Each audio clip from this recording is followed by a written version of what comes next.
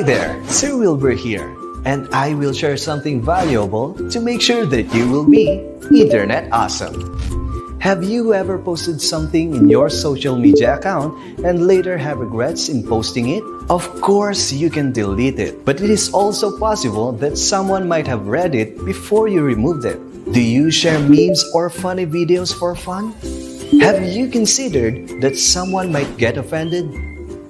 The convenience of using the internet has become part of our daily lives, which helps us communicate, share photos and videos, and post something about ourselves easily. But in the online world, we need to be extra careful. We need to have the ability to control what information we will share about ourselves and whom we will allow to see and reshare it. And that refers to online privacy. Your name, home address, phone and mobile number, social security number, and email address are your personal information. It's a good idea to make a rule for yourself not to share this kind of information online. Aside from keeping your personal information, we must also take care of our reputation because these are the ideas, opinions, impressions, or beliefs that other people think or have about you. We must also consider what others will feel based on our posts. Different situations call for different responses, online and offline.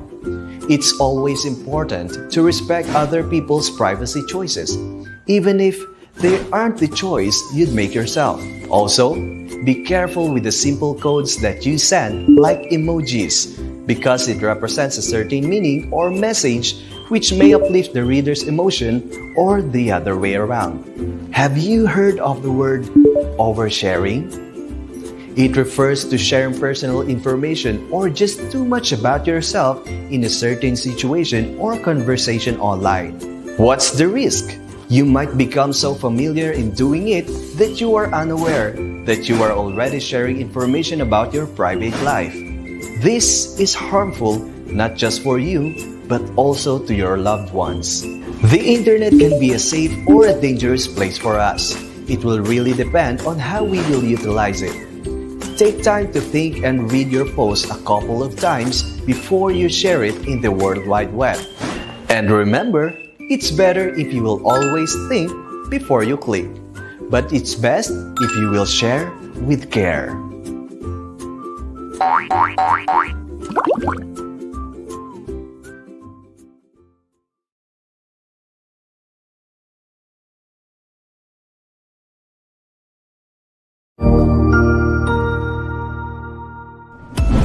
Mabuhay! Isang mapagpalang araw sa ating lahat. Ako ang inyong lingkod, Tutor Match.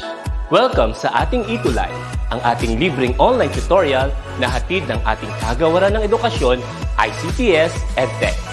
Ang programang ito ay inaasahang makatutulong at maging karagdagang kaalaman sa mga mag-aaral mula kinder hanggang senior high school, ALS, Alive, at SPED learners. Bukod sa pagsagot ng mga modules, ang ETUlay ay may mga special programs din na siguradong aabangan ninyo araw-araw. Katuwang ang ating mga minamahal na mga magulang at guro ay maitutulay natin ang pagkatuto. Kaya, ihanda na ang inyong module, lapis, papel o kwaderno. Ihanda rin ang isip, mata at tenga sa isa na namang makabuluhang aralin. Tayo nang matuto kasama ang inyong volunteer online tutor sa oras na ito.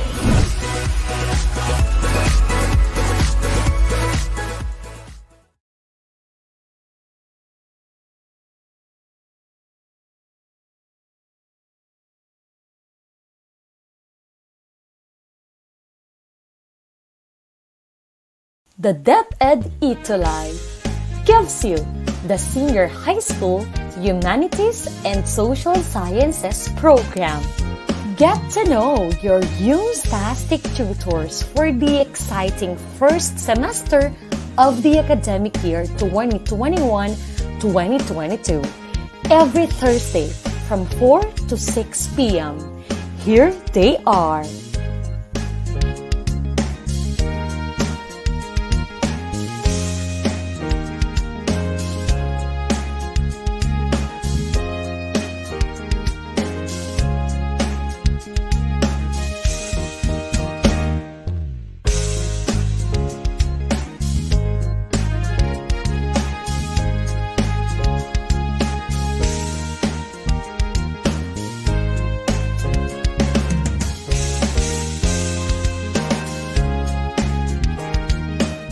halika na at matuto sa iyong Untastic Tutors ngayon.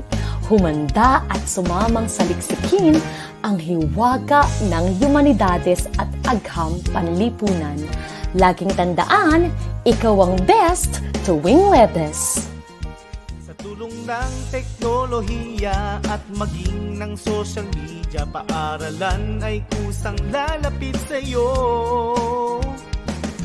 Sulong edukalidad, supuing maling impormasyon, katotohanan nating ituro, paunlarin. Ayan, isang Humstastic na hapon sa ating mga Humstastic cuties mula Luzon, Visayas at Mindanao. Welcome sa inyong DepEd ETUlay online tutorial program. Good afternoon also to all the students watching from around the world. Yes, worldwide po tayo. Ito ay handog sa inyo ng Department of Education sa pangunguna ng Educational Technology Unit. Hayaan ninyo kaming samahan kayo sa isang makabulang pag-aaral sa hapong ito. Kaya naman, humanda at sumamang saliksikin ng hiwaga ng humanidades at agham panlipunan. Ngayong hapon po, tayo ay nasa subject na Introduction to World Religions and Belief Systems with me, Tutor Grace, from Quezon Science High School, from SDO Quezon, with Tutor Rio from SDO Olongapo City. At yes, nagsisimula na nga po ang ating second quarter.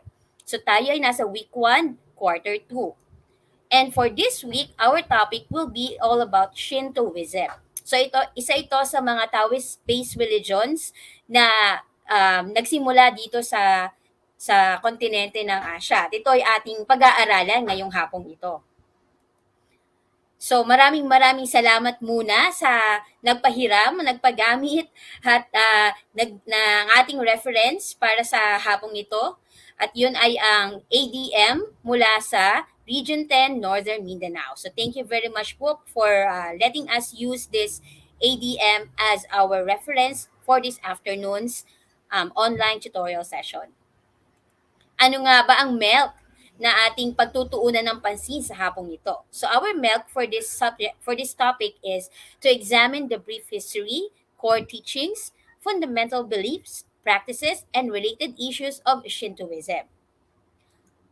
Ang objectives naman natin ay naririto.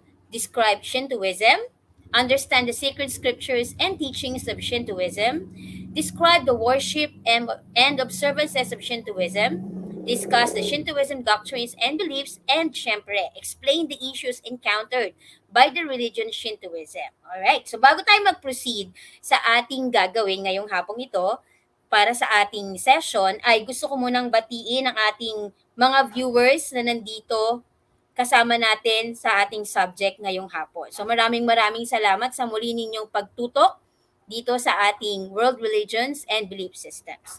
So nakahanda na ba kayo sa ating pakulo ngayong hapong ito? Sana naranasan nyo ng sabihin na nating laruin ang game na gagawin natin ngayong hapon. So ihanda lang ang ating mga Android phones, iPhones man yan, or laptop. Pero I think mas maganda kung Android phone, ano? Kasi gagamit muli tayo ng emojis. Alright? Ang game na to ay tinatawag na Never Have I Ever. Kung familiar kayo sa game na to, please send yes, type yes lang dun sa ating live chat. Okay? Type yes lang sa ating live chat kung familiar kayo sa game na Never Have I Ever. Ayan. Thank you very much once again sa ating mga tumututok. Simulan na natin. Ano ba yung gagawin natin para dito? In this game, you will send this symbol. Yung nakikita ninyo dito sa yung Shinto, yung torii, dito sa right side ng your screen. Send this symbol in our live chat if you have seen the picture or seen before. Ipapakita natin later on. If not yet, send this emoji instead. Yung parang nag-iisip, ano kaya ito? Okay? So, bigyan ko kayo ng hint para makuha nyo agad yung torii symbol or Shinto symbol. I-type nyo lang sa inyong emoji yung Japan. So, lalabas siya doon sa mga options. Okay? Ready na kaya ang ating mga cuties na nanonood ngayon? So, sabi ni Melissa Rose Abelia, yes daw. Thank you very much. So, how about the others? Kung ready na kayo, simulan na natin to. Shout out sa mga weebs and narutards na nanonood ngayon. Ito na ang unang Never Have I Ever item. Never have I ever seen this scene from Naruto Shippuden manga or anime. Are you ready for the picture? Ayan. Okay? Nakita nyo na kaya yan? Send the emoji for I have or the emoji for I haven't. In 3, 2, 1. Okay? Meron kayang familiar na dito sa ating scene na ito from the Naruto Shippuden manga or anime? Familiar ba kayo? Okay? So, ito ay isang eksena sa Naruto Shippuden kung saan pinapakita yung mga torii interlocking seal na nangyari sa wood, no? So, kung nanonood kayo ng Naruto, so, ayan, magiging familiar kayo dito hanggang dun sa Fourth Great Ninja War, ginamit pa rin itong torii interlocking seal. So, yun pala yung tawag doon sa symbol na yon, or I mean doon sa item na yon, no? So, ayan. Next items ating Never Have I Ever. Never have I ever seen this bad guy slash good guy from Naruto Shippuden manga anime. Are you ready? Pwede rin kayong mag-yes, no, kung hindi nyo makita yung emoji, no?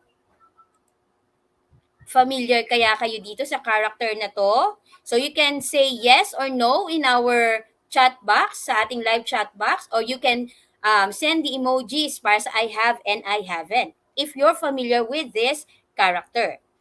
In 3, 2, 1.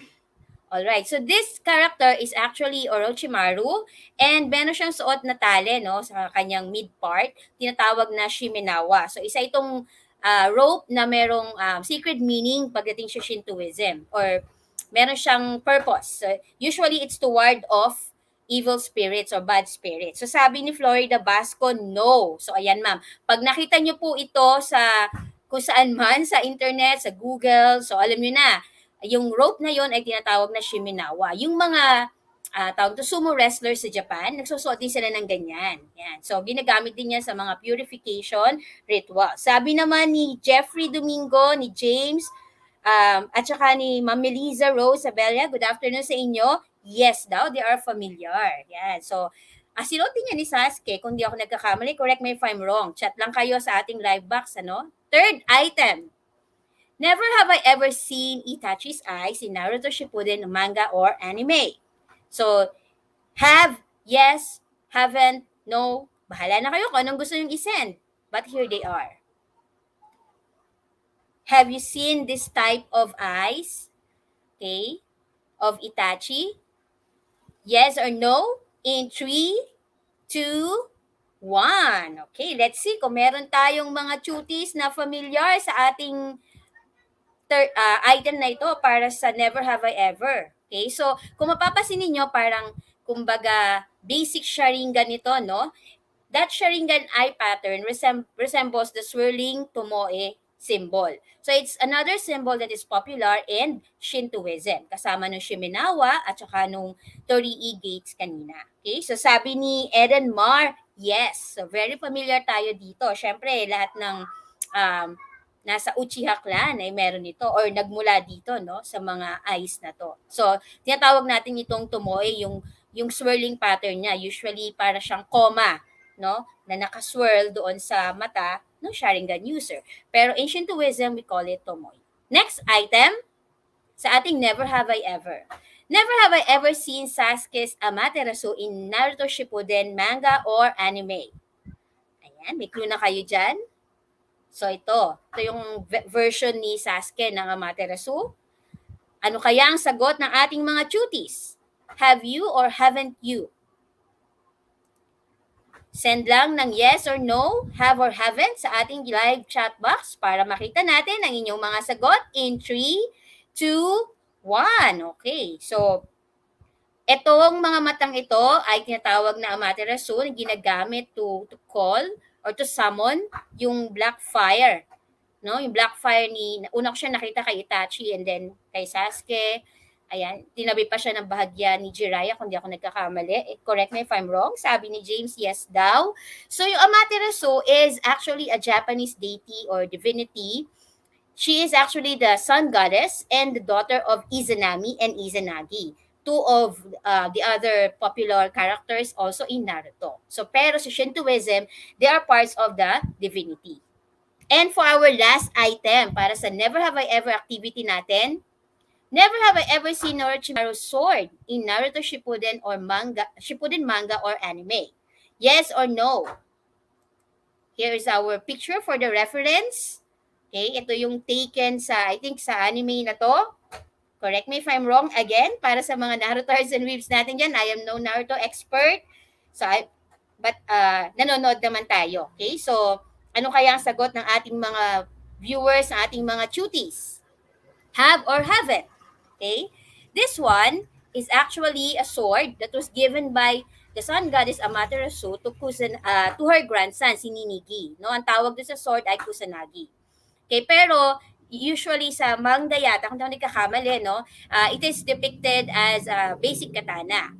But in anime, medyo yun yung mas malapit sa original version ni Kusanagi kasi si Kusanagi isang kiyan or isang sword na double-edged siya. So para talaga siyang espada ng mga knights, ano, double-edged siya. So mas malapit yung nasa anime kaysa sa manga version. Kasi sa manga version parang ang una kong nakita doon before ay basic katana yung itsura niya. So, it is a powerful sword na ginamit ni Ninigi, yung grandson ni Amaterasu, para mag-rule.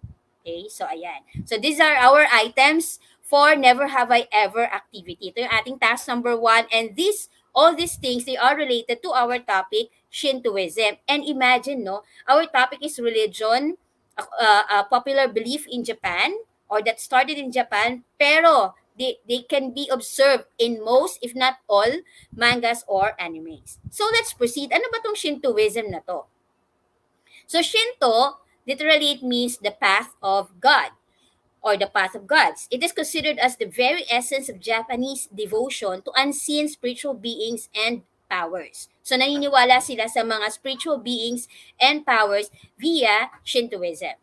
Okay, it is a very local kind of religion in that it is focused on the land of Japan. Hence, it's called an ethnic religion. Ibig sabihin, dun talaga siya nagmula. Okay?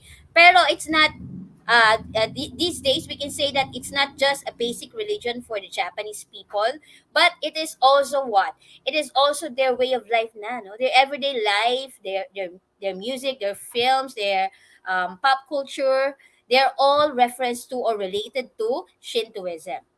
Also, it espouses the belief that human beings are basically good and it has no concept of original sin. So tayo daw mga tao, we are naturally or basically good at wala tayong original sin. Ibig sabihin, as opposed to the belief of the Catholics, halimbawa, na meron tayong original sin, sa Shintoism, it's not like that. So naniniwala ang Shintoism, very optimistic sila, yung mga Shintoists, that human beings are basically good. Then it is considered as the main religion in Japan, which is more closely associated to the Japanese way of life and traditions. It is also closely related to other Taoist religions like Buddhism and syempre, Taoism also. Moving on, why is Shintoism important to Japanese people? It has become a way of life for them. So it's not just being considered as a religion, but it also exists independently of other religions.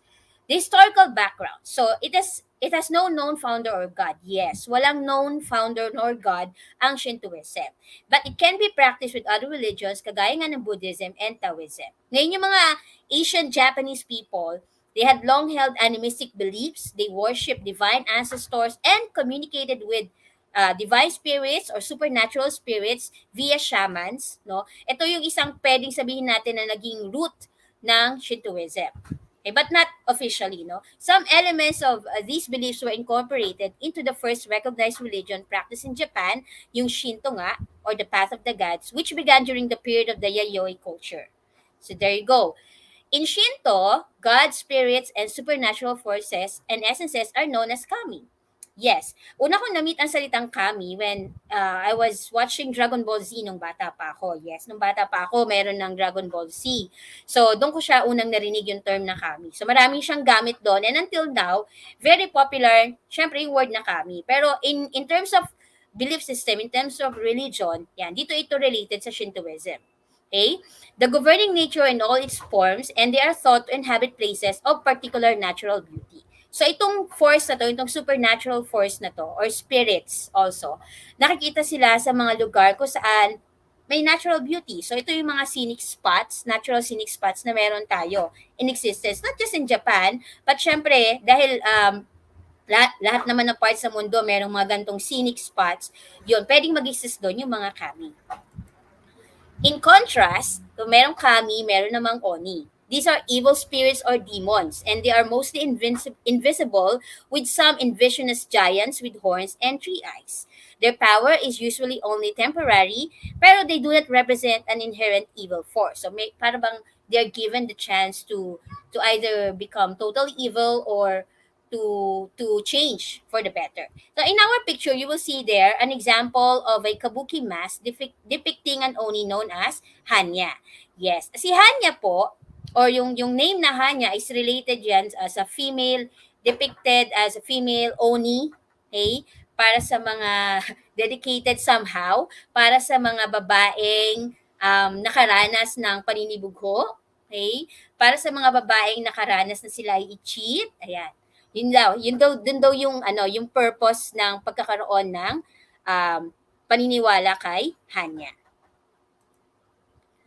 When it comes to sacred scriptures, meron ang Shintoism na Kojiki and Nihongi. So they are considered as sacred in Shintoism, but they are not exclusively about Shinto. So hindi ito nagkukwento ng kagaya ng halimbawa ng ating typical Bible or Quran, okay?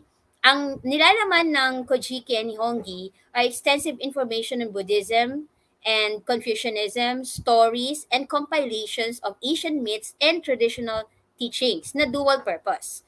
Okay, it can be political and it can also be moral. Now, in Kojiki, isa ito sa mga popular na picture or na image na makikita doon. This is the emergence of Amaterasu in Kojiki. Kasi one time nagtago si Amaterasu sa isang cave, tapos nag-celebrate yung ibang tao sa labas nung cave niya. So, nag-curious siya. May dala silang mirror. So, pag silip niya, ayun, na-trap siya doon sa mirror. Parang ganun yung story. The other sacred scripture is called Nihongi, and we'll talk about that later. So, Kojiki has 3 books. The first is called The Age of Kami. It narrates the mythology, yung mga divinities, yung mga kwento nila. While the second and third books, they discuss about the imperial lineage, narrating the events concerning the imperial family of Japan up to the death of the 33rd ruler, Empress Suiko. So the third book is concerned mainly with revolts and love stories. Tingnan nyo ha, Age of Kami, Imperial Lineage, Revolts and Love Stories. So these 3 books are reflected in these 3 orders. No? Yung Order of the Universe to Kami, Order of Humanity to the Imperial Lineage, and Order of History to Revolts and Love Stories. So mahalagang ma-establish itong mga, sabihin na natin stories na to, itong compilation of stories dito sa loob ng Kojiki para lahat ay maging maayos, from universe to humanity to our history. On the other hand naman, okay, the Nihongi or Nihon Shoki, okay, isa itong compilation ng mga tales. At isang tale na nandun ay the tale of Urashimataro. Okay, it records the descent of the Yamato rulers of Japan from the gods and represents a combination of a political purpose with folklores and myths. Yun yung nilalaman ng Nihongi or Nihon Shoki. It became a significant feature in the restructuring of Japan by the Yamato rulers, even the naming of the country as Nippon. No? It is considered as Japan's first official history, which was completed after 39 years and compiled by Jimmu Tenno's third son, Prince Toneri, along with numerous bureaucrats and historians. So, merong 30 books, okay, ang Nihon Shoki or Nihongi, and the first 2, okay, it discusses the age of the Kami, while the remaining books chronicle the events pertaining to the rulers up to the 41st emperor of Nippon or Japan.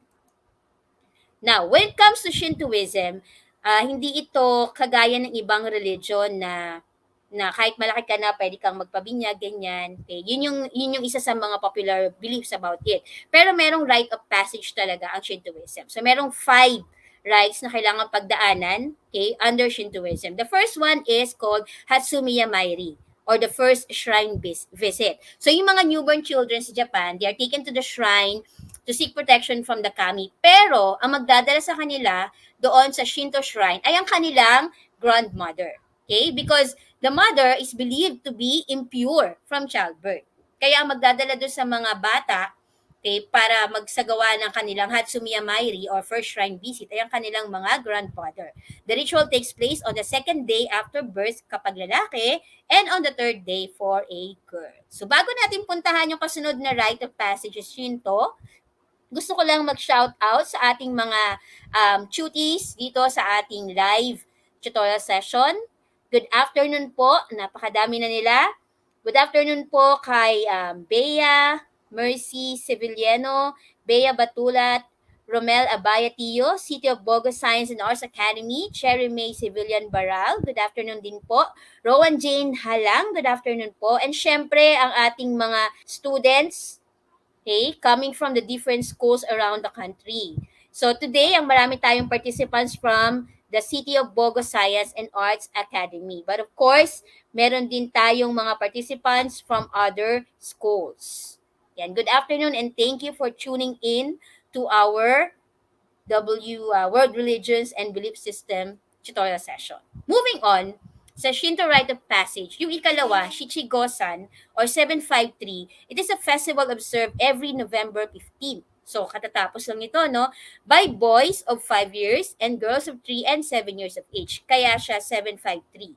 So, ang gagawin nila, they will visit the shrine, yung Shinto shrine, to give thanks for the protection provided by the kami and to ask for their healthy growth. Yan. And then the next one is Adults Day or Sheijin Shiki.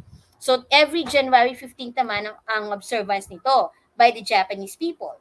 Kung saan yung mga magse-celebrate nito, they just had their 20th birthday the previous year. So kung halimbawa, 20 ka ngayong araw na to, hindi ka pa pupunta for Seijin Shiki. Now, next year ka pa pupunta. Anong gagawin mo sa shrine? To express gratitude to the kami. Kasi yung age na 20, it is the legal age of adulthood in Japan. And then finally, syempre, adult ka na, tatrabaho na, etc. May wedding rites din naman under Shintoism. So, ang wedding rites sa Shintoism ay nakapattern sa first imperial wedding ceremony ni na Crown Prince Yoshihito and Princess Sado held in May of 1900. So, nakapattern doon yung wedding rites na ginagawa din sa Shinto shrine. And finally, if you have lived your life to the fullest, etc., meron ding funeral rites, okay? Since death is considered impure, most Japanese funerals are Buddhist in nature. And Shintoism's funeral practices are called sosai. Tapos yung kanilang, sabihin na nating cemetery, wala siya sa loob ng Shinto shrine. Kasi nga, di ba, death is considered impure in Shintoism. So, nakahiwalay sila. Then, very common din yung practice ng cremation in Japan. So, there you go. These are the Shinto rite of passage. Ano naman yung mga rituals na ginagawa under Shintoism? Okay, so, maraming ritual ang ginagawa under Shintoism. Isa doon ang misogi or misogi or ablutions. The act of washing one's body part or part of it, usually for religious purposes. They are considered as very ancient ceremonies. As you can see in the picture, yan yung isang, probably isang way, modern way of doing the misogi, no? When all members of the family go into the water together, they will cleanse themselves in purification bath. So today, this can be done privately na lang with water and salt or with water alone. Its purpose is to cleanse the body of minor contaminations associated with the dead. So yan yung isa sa mga rituals under Shintoism. The other ritual is called harai or exorcism. It is the expulsion of an evil spirit from a person or place, and usually performed by a priest by swinging a purification wand over the people and the objects to be exorcised. So yung purification wand, usually isa siyang mahabang stick na merong parang color white na papel sa dulo. Parang ang itsura niya ay parang yung pom-poms ng mga cheerleaders, no? I'm just comparing ha, no offense. Pero siya ay nasa dulo ng isang, ayun nga, mahabang stick or mahabang branch of a tree na kayang dalhin ng priest, ng Shintoism priest. Yun yung gagamitin niya to exorcise evil from a person, pwede rin sa mga place. Kumbaga sa atin, sa popular practice natin dito in our country, ito yung mga dedication ng isang restaurant o kaya yung blessing ng isang bahay. It's very much similar to that. Alright? So, kung meron kayong tanong about these things, guys, you can just type your questions in our live chat.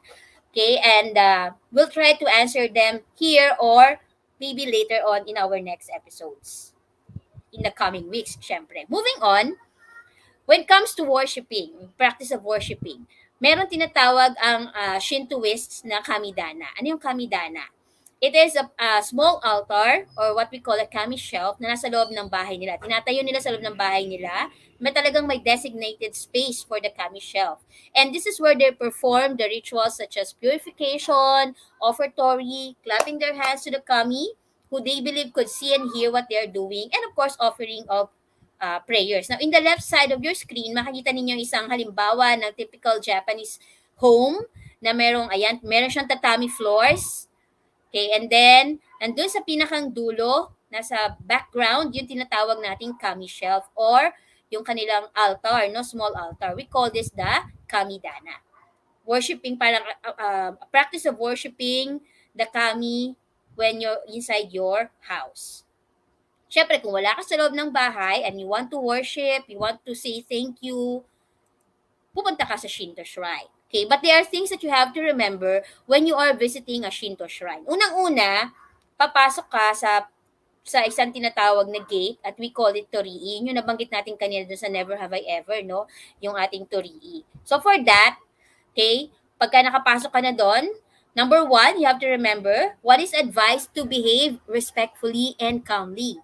Now, there are prohibitions for the sick, wounded, or in mourning from visiting shrines because these people are considered impure. Meaning, if you're sick or wounded or if ikaw ay depressed or nagdadalamhati because of the death of a loved one, then you're not allowed to enter it kasi you have to be pure first.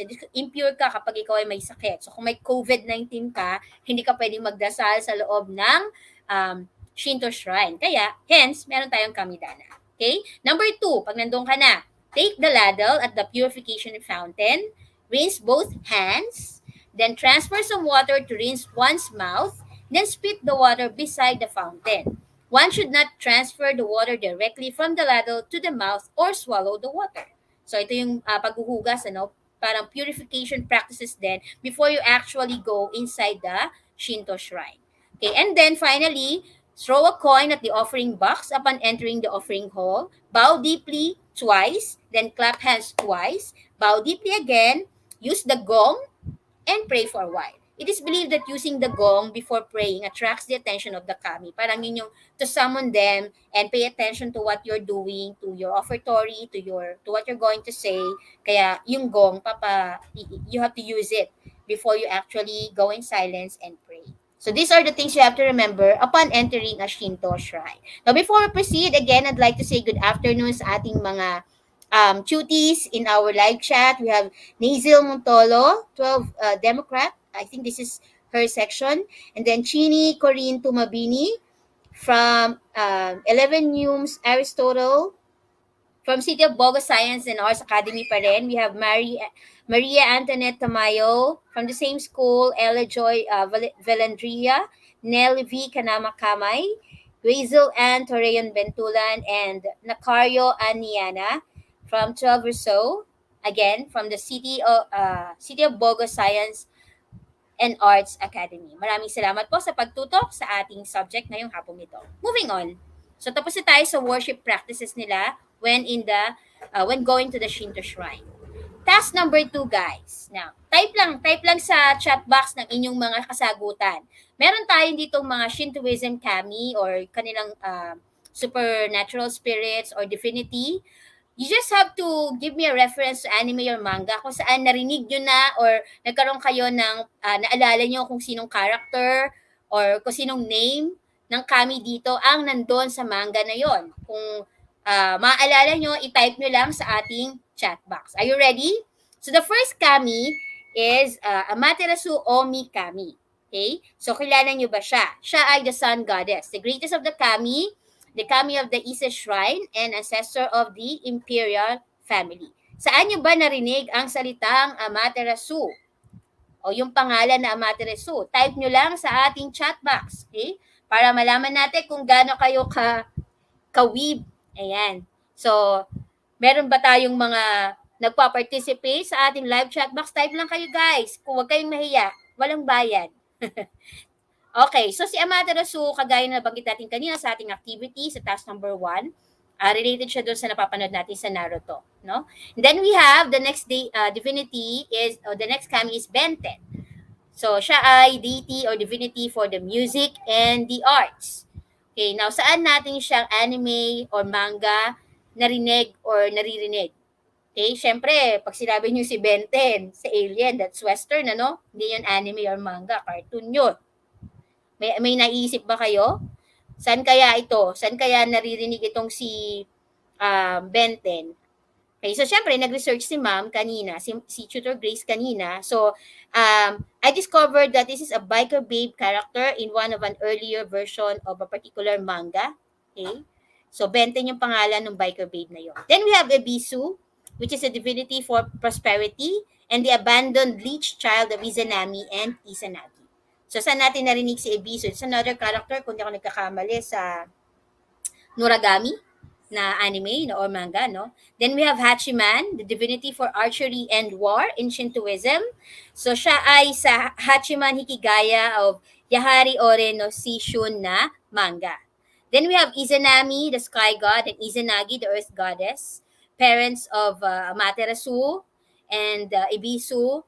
Okay, so syempre narinig natin yan sa Naruto kasama ni Susanoo, na divinity for wind or storm, and Amaterasu's brother also sa Naruto also. And then we have Tenjin, who is the divinity of education. Siya naman ay galing sa Noragami na manga or anime, and doon, parang he is depicted as the god of academics or the god of teaching. So there you go. So bakit ko pinapabanggit sa inyo yung mga anime or manga kung saan maririnig itong mga to. So just to show you how closely related, how people in Japan, okay, even tong mga manga artists na to, okay, anime performers na to, how they are affected or influenced by Shintoism. Now, the issues of Shintoism. So this religion or belief system also face several issues along the way. So it is a religion in Japan that was able to coexist with other religions such as Confucianism and Buddhism. It got from Confucianism its system of ethics and the value of ancestral worship. So doon sila magkatulad ng Confucianism. Sa Buddhism naman, as dealing with afterlife matters. So yun yung kanyang relationship doon. The Japanese people have always been seen as a very nationalistic kind of people.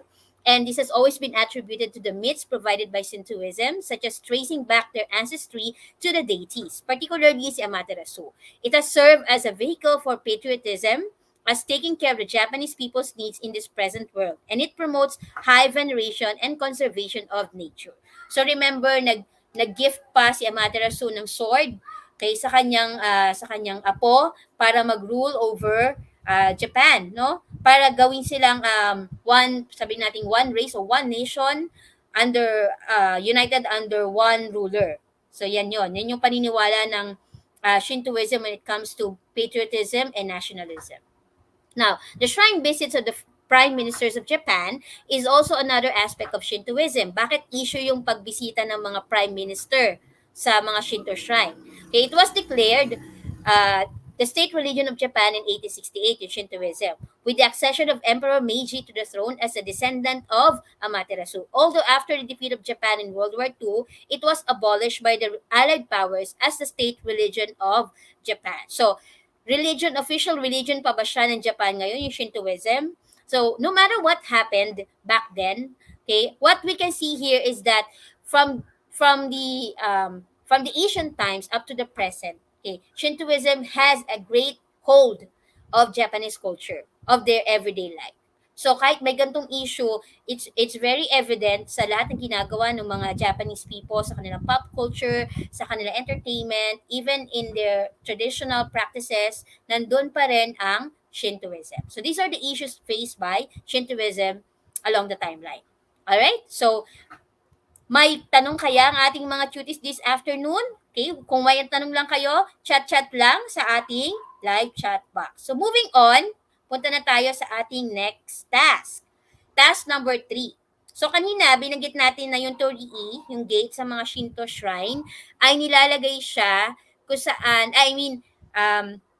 pinapractice siyang ilagay kung saan merong natural beauty. No? Kasi nature worshippers din naman ng mga Shintoists. Saka nature worshipping talaga isa sa original practice ng Shintoism. So what I would like you to do, guys, is to place your torii in the Philippine map. So we discussed that the torii is usually placed in natural locations that is really calm or that are really calm and beautiful. So if you're given a rare chance to place one in our country, although I know meron na, pero if you're given a rare chance to place one in our country, where would you like to have it?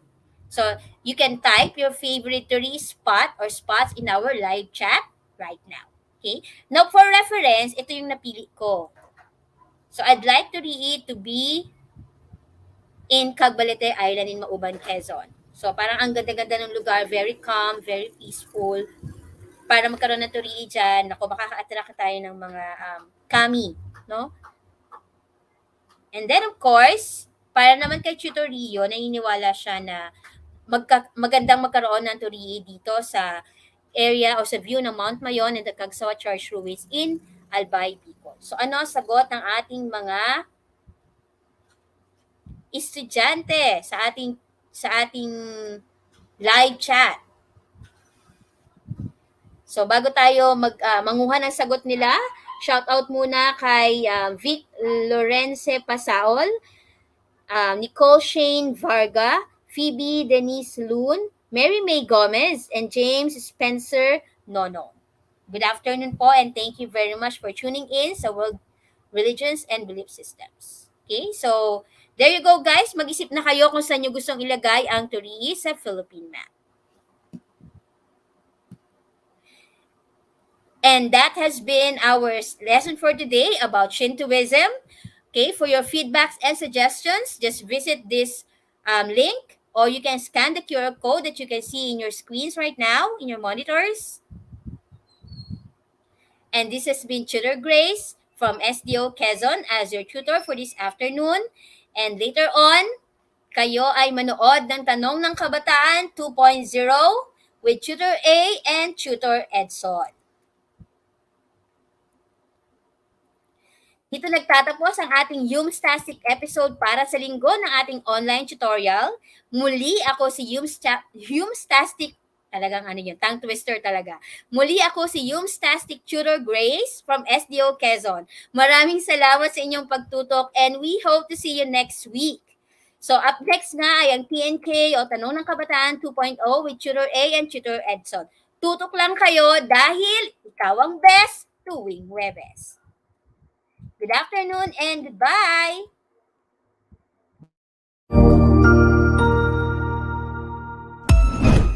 Ang husay naman!